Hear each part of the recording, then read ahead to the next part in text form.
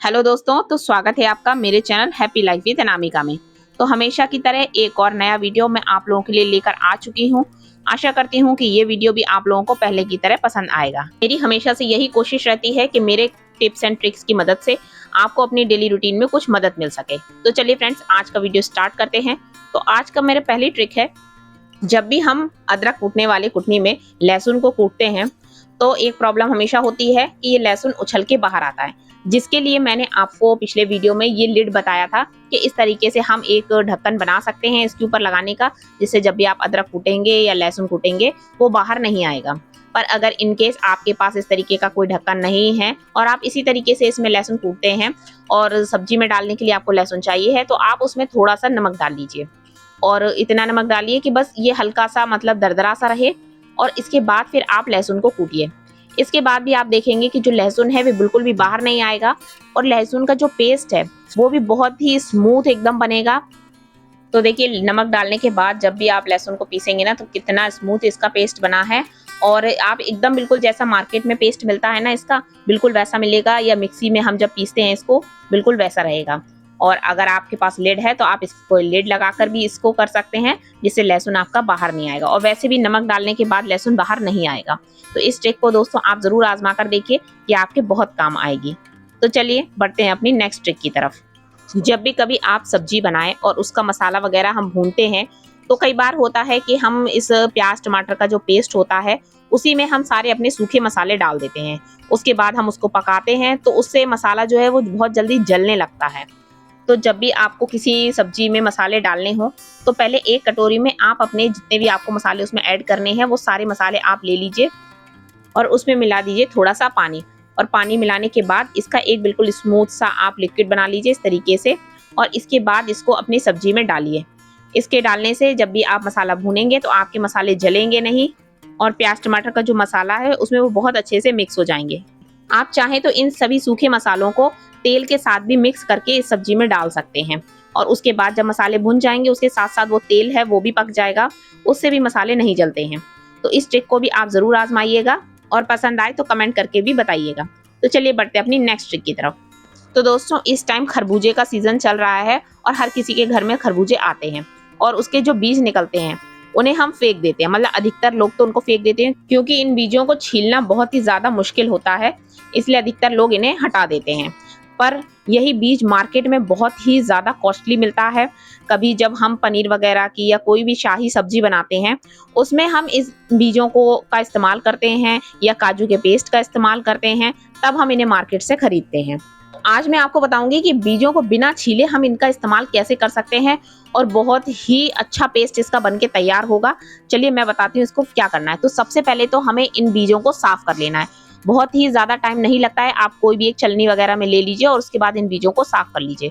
तो मैंने बीजों को साफ कर लिया है और एक कटोरी में इनको निकाल लिया है। अभी भी ये पानी में डले हुए हैं, इन्हें पानी से नहीं हटाना है जब तक कि हम इनका पेस्ट ना बना लें। तो अब इनका हमें पेस्ट कैसे बनाना है, इस तरीके से हमने इसको निकाल लिया है। हमें इसको छीलना नहीं है, कोई भी लंबा प्रोसेस हमें इसके साथ नहीं करना है। हमको इसको डायरेक्टली ही इसका पेस्ट बनाना है। तो इसका पेस्ट बनाने के लिए मैंने मिक्सी का जार ले लिया है, और इसमें बस पानी निकाल कर हम इसको इस तरीके से डाल लेंगे।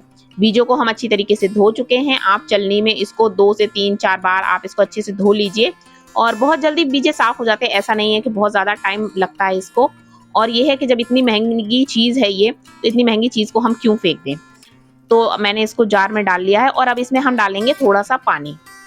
बस इतना पानी हमें डालना है कि ये जो इसको जब हम चलाएं तो इसका एक अच्छा सा पेस्ट बन जाए।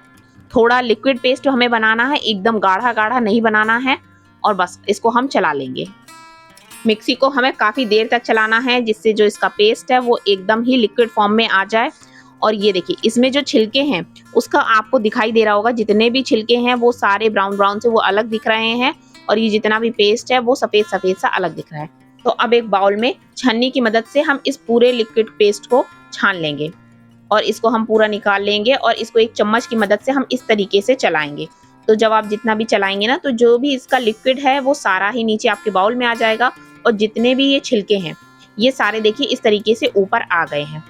तो देखिए कितनी ही आसानी से आपके छिलके और जो उनके बीज होते हैं वो सारी ही चीज़ें अलग हो गई हैं। हाँ, बस ये है कि ये एक लिक्विड फॉर्म में आया है, तो जब भी कभी हम कोई ऐसी सब्जी बनाते हैं ना जिसमें हमें काजू का पेस्ट हम डालते हैं, तो उसकी जगह आप इसके पेस्ट का भी इस्तेमाल कर सकते हैं और बहुत बढ़िया सब्जी बनेगी। बिल्कुल वही काजू वाला टेस्ट आएगा, क्योंकि आपने देखा होगा जब हलवाई वगैरह भी खाना बनाते हैं, सब्जियां बनाते हैं, तो वो सब्जी की प्यूरी जब बनाते हैं, ग्रेवी बनाते हैं, तो उसमें खरबूजे की बीज का भी ग्रेवी में इस्तेमाल करते हैं। तो अब जिस चीज को आप फेंकने वाले थे, आप उसका बहुत ही बढ़िया इस्तेमाल कर सकते हैं। तो काजू की प्यूरी की जगह अब आप इसका इस्तेमाल करिए, सब्जी में बहुत बढ़िया टेस्ट आएगा। तो चलिए फ्रेंड्स, बढ़ते हैं अपनी नेक्स्ट ट्रिक की तरफ। तो दोस्तों, इस तरीके की जो गोल्ड में नग वाली या डायमंड की जो ज्वेलरी होती है ना, वो पहनना हम सभी को बहुत ज्यादा पसंद होता है। मतलब मेरी इस तरीके की जो रिंग्स है वो सभी मेरी फेवरेट हैं, पर जब बहुत टाइम हम इन्हें पहने रहते हैं ना, तो ये बहुत ही ज्यादा गंदी हो जाती हैं। तो जो कि पहने पहने ऐसे लगती हैं कि जैसे ये गोल्ड की नहीं है, ये आर्टिफिशियल है।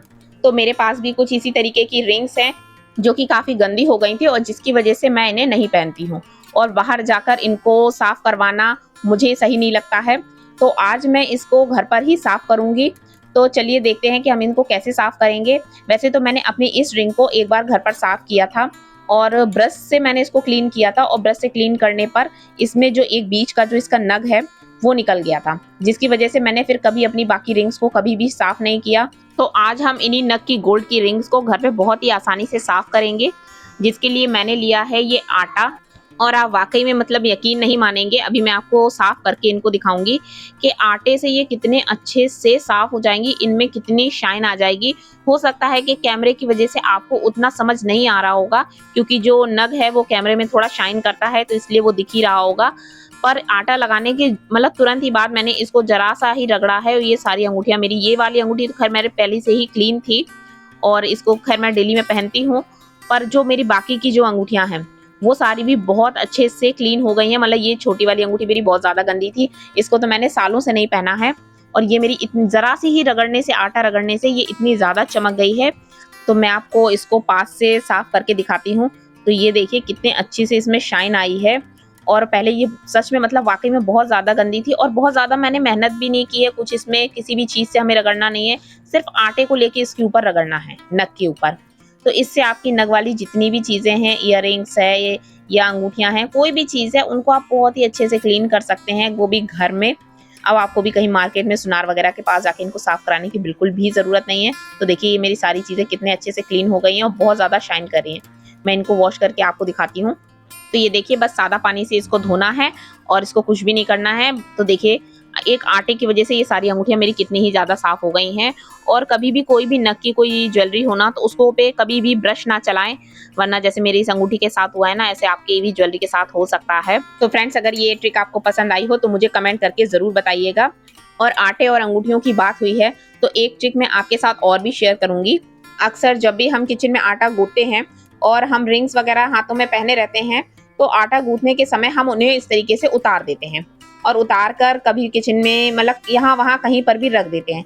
कई बार ऐसा होता है कि अंगूठी हमें मिलती नहीं है, मिस हो जाती है, या बच्चे कोई उठा लेते हैं, या यहाँ वहाँ हो जाती है, या हमें ध्यान ही भूल जाता है कि हमने अंगूठियों को रखा कहाँ है। जब हम किचन में काम कर रहे होते हैं और कोई हमें कुछ पैसे देता है, या कभी हमें पैसे रखने होते हैं और हमें समझ में नहीं आता है, तो हम किचन में ही कहीं पर रख देते हैं, कागज के नीचे रख देते हैं या किसी डिब्बे में रख देते हैं, और फिर जब हमें ज़रूरत होती है तो हमें वो चीज़ मिलती नहीं है। तो बस इन्हीं सारी प्रॉब्लम्स का एक सॉल्यूशन मैं आप लोगों के लिए लेकर आई हूँ। तो इसके लिए हमें लेना है एक छोटा ये ज्वेलरी बैग, और उसके साथ में हम लेंगे एक डबल साइडेड टेप, जिससे हम इस बैग को बहुत अच्छी तरीके से चिपका सकें। तो अब हमें इसको चिपकाना कहाँ है, तो सबसे पहले तो हम डबल साइडेड टेप लेंगे और इसको इस बैग में एक किसी भी तरफ पे आप चिपका दीजिए। तो जिस साइड ये लिखा हुआ है इस साइड मैंने इसको चिपका दिया है, और इसको निकाल कर अब हम एक साइड से इसको इस तरीके से हम इसको कहीं पर भी लगा देंगे। आप चाहें तो अपनी किचन में इसको अपनी कबर्ड के अंदर भी लगा सकते हैं, या फिर वॉल पर भी कहीं लगा सकते हैं, या किसी जगह पे ऐसे लगाइए, थोड़ा सा छुपा के लगाइए, जिससे आपको पता हो ये कहाँ लगा है। और जब भी आप अपना आटा गूंथ रहे हों, या आपको कोई पैसे दे, या कोई भी चीज़ आपको हो किचन में सडनली रखनी है, तो आप इसको उस पर्स में रख दीजिए और इसको बंद कर दीजिए। इससे आपको हमेशा याद रहेगा कि हाँ, मैंने अपनी जो अंगूठियां हैं या अपनी जो पैसे हैं उनको किचन में कहाँ पर रखे हैं। अगर आप उसको एक जगह बनाकर उसको रखेंगे तो आपको हमेशा याद रहेगा। जब किसी चीज़ को रखने के लिए एक उसकी जगह बनी हुई होती है, तो हमें हमेशा याद रहता है कि वो चीज़ हमने कहाँ पर रखी है। तो फ्रेंड्स, अगर आपको ये ट्रिक पसंद आई हो तो मुझे कमेंट करके जरूर बताइएगा और वीडियो को एक लाइक और चैनल को सब्सक्राइब करना बिल्कुल मत भूलिएगा। तो चलिए बढ़ते हैं अपनी नेक्स्ट ट्रिक की तरफ। तो दोस्तों, जिन भी लोगों के यहाँ एग बनता है, ये ट्रिक उन लोगों के लिए है। मैं अपनी पुरानी ट्रिक में एक में बता चुकी हूँ कि जब भी आप एग बॉईल करें तो उसमें नमक तो खैर सभी लोग डालते हैं, ये जानते भी होंगे। और उसके साथ साथ अब अगर आप उसमें ऑयल डाल दें, तेल डाल दें, तो तेल डालने के बाद आप देखेंगे जो एग हैं वो बहुत ही अच्छे से बॉयल हो जाते हैं। और कई बार होता है ना कि एग का छिलका जो होता है वो चिपक जाता है, निकलता नहीं है, या एग फट जाते हैं और उनके अंदर से जितना भी एग जो होता है ना वो बाहर की तरफ निकल आता है। तो एग में ऑयल डालने पर ऐसा नहीं होता है। तो जब भी हम एग को छीलते हैं, जब एग निकालते हैं, एग एकदम गरम गरम होता है, और गरम गरम एग को जब हम पील करते हैं, छीलते हैं, तो वो बहुत आसानी से छिलता नहीं है, क्योंकि वो हमारे पकड़ में नहीं आता है। और उसको हम इस तरीके से ठोक ठोक के और फिर हम उसको खोलते हैं, तो गर्म होने की वजह से हम उसको छील नहीं पाते हैं। तो या तो हम उसे ठंडे पानी में डाल के रख देते हैं और उसके बाद हम इसको छीलते हैं। तो बहुत ही आसान सी एक ट्रिक है, मैं आपको बताती हूँ। आपको कुछ भी नहीं करना है। जैसे ही आपके एग बॉयल हो, आप ले लीजिए एक कोई भी टिफिन और इन एग को आप निकाल लीजिए इस टिफिन में। चाहे जितने भी गर्म एग हैं आप उसको इसमें निकाल लीजिए। तो अभी टिफिन मैंने छोटा लिया है, तो इसमें मैं सारे एग तो नहीं लूंगी, तो मैंने अभी सिर्फ इसमें 3 एग लिए हैं। और इन 3 एग को अब मैं कर लूंगी, इस टिफिन का जो ढक्कन है ना उसको हम बंद कर लेंगे। और बंद करने के बाद हम इसको इस तरीके से थोड़ा शेक करेंगे, थोड़ा सा हिलाएंगे। तो इससे आप देखेंगे कि जो भी एग्स है ना उनमें इतनी जल्दी क्रैक्स पड़ जाएंगे। तो जो कि एग गर्म होता है जिसकी वजह से हम उसे टच नहीं कर पाते हैं। और इस तरीके से आपको मैं दिखाती हूँ। तो ये देखिए, ये जो एग्स है, देखिए सारे ही एग्स में बहुत ही ज़्यादा क्रैक्स पड़ चुके हैं और अब इन्हें छीलना भी बहुत ही ज़्यादा आसान होगा। और ऑयल डालने की वजह से एग्स बहुत ही आसानी से, बहुत ही जल्दी छिल जाते हैं। तो मैं आपको छील के भी दिखाती हूँ। तो ये देखिए, जो अंडे का छिलका है वो एकदम से बड़ा बड़ा से टुकड़ों में निकल रहा है। वरना कई बार ऐसा होता है ना, अंडे एकदम छोटे छोटे से पार्टिकल्स में, छोटे छोटे से टुकड़ों में निकलते हैं। तो तेल डालने की वजह से जो अंडा है ना बहुत ही अच्छे से छिलता है। और इस टिफिन में जब मैंने इसको शेक किया है, इसकी वजह से पूरा अच्छे से क्रैक्स पड़ गया है। तो अंडे जो हैं वो गर्म भी नहीं लगते हैं। तो दोस्तों, आज की आपको कौन सी मेरी ट्रिक पसंद आई है मुझे कमेंट करके जरूर बताइएगा। और थोड़ा भी वीडियो पसंद आया तो वीडियो को एक लाइक और चैनल को सब्सक्राइब करना बिल्कुल मत भूलिएगा। तो जल्द ही मिलते हैं एक और नए वीडियो के साथ। तब तक के लिए bye bye and take care.